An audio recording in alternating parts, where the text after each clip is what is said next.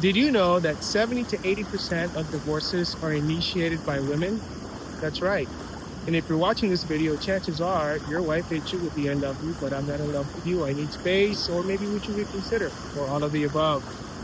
But what's important is understanding that even though women are the one that initiate divorces, there will come a point in time when you, my friend, yes, you, will look at yourself and say, or maybe even look at her and say, thank you so much for setting me free. And in this video, that's exactly what we're going to talk about, because you might not be there yet. You might still be wanting to save your marriage, and that's totally okay, and keep your family together. But I think more than that, right now, what you're going through is what I like to call the divorce fog, which is like you just don't know what's going on and you're trying to figure it out. In this video, I'm going to share with you my story, or parts of my story, and I am going to share how, even though it's been a long process, you will reach a point in time where you're going to say, thank you for setting me free. So, if you're watching this video, like I said, you're probably in the middle of a divorce fog. You don't really know what's going on, and you're trying to save your family, trying to keep your family together. You're probably trying to talk to the ex-wife or the wife. Let's fix things, this, that, the other. That's a fool's errand. Yeah, it's a fool's errand. If she asks for space, give her the space she's asking for. Indefinite space. But anyways, this video is not about that. This video is, as you go through this process of divorce, what you quickly realize is that this process is a process of remembering who you are, of returning to yourself, because chances are you've lost yourself in this relationship, trying to make it work, trying to keep it together, trying to make her happy, which again, it's another fool's errand. So as you go through all these phases, if you actually choose to do the work, and that's what we do here in Divorce to Dominance, is help men uncover all those layers of pain and get back to remembering who they are and their identity. And as you do the work, and you get the answers, and you allow the emotions to flow through you, and you release what's not yours, you start seeing her for who she truly is, and not the fantasy you had in your head. Because maybe she wasn't like that at the beginning of the relationship, but this is who she is now. She's showing you who she is. And as you grieve the old relationship, as you grieve what you thought you had, you come to a point where you said, you know what? Thank you. Thank you for letting me go. Because truth be told, I'm happier without you than I was with you. And like I said, you might not be there yet, but the point will come, because it's not about the other person at the end of the day. It's about you. It's about you finally finding yourself and having those standards and saying, you know what, I tolerated a lot in the marriage that I shouldn't have tolerated. I put up with a lot. And the man that you are today would not tolerate that, would not put up with the disrespect or the gaslighting or the lies or the manipulation.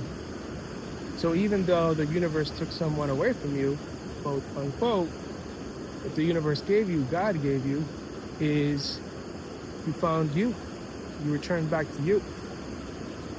And that is truly the greatest gift anyone can give you, to be quite frank. Being able to be a complete sovereign man and be able to stand on your own 2 feet. And sure, you could say, you made some mistakes in the marriage, and if you only would have done this and maybe would have done that, and that's fine. Take it to your next relationship. But what's important is, and again, you might not be there, you will come to this point where you're going to say, thank you. Thank you for letting me go, because through this process, I've been able to find myself. And not a lot of people get there, unfortunately. A lot of people hold on to resentment. A lot of people hold on to anger, bitterness, because of how things worked out. Or maybe they wanted things to be a certain way, or how could she have cheated on me? How could she have moved on so quickly?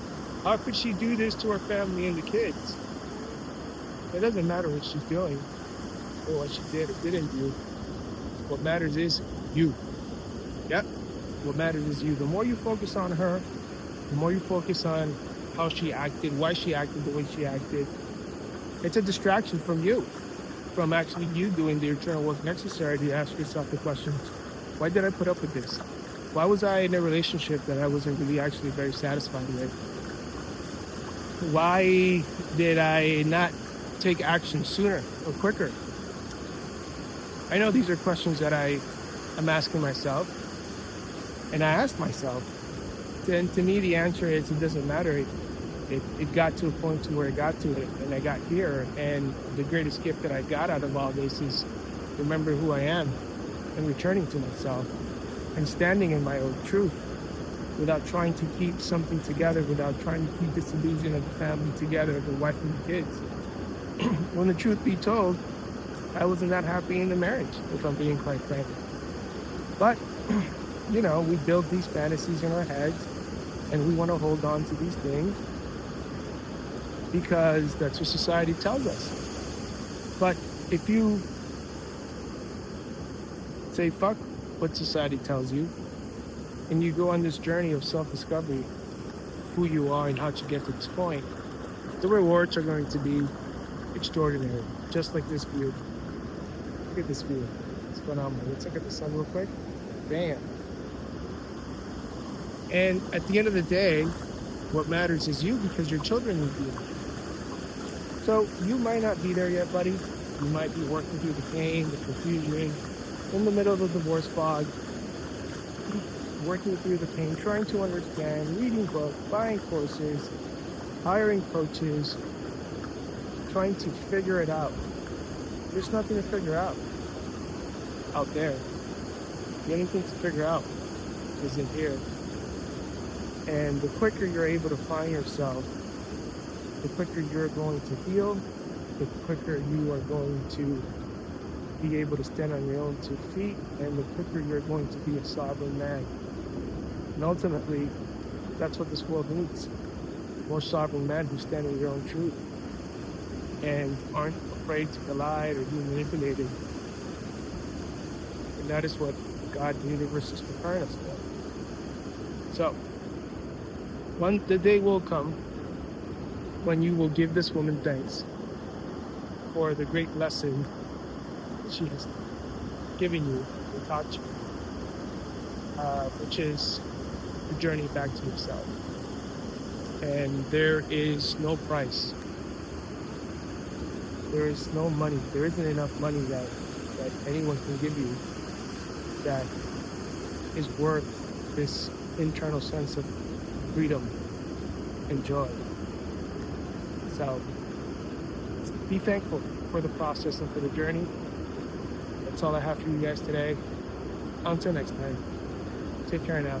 Bye-bye then. And remember who you are.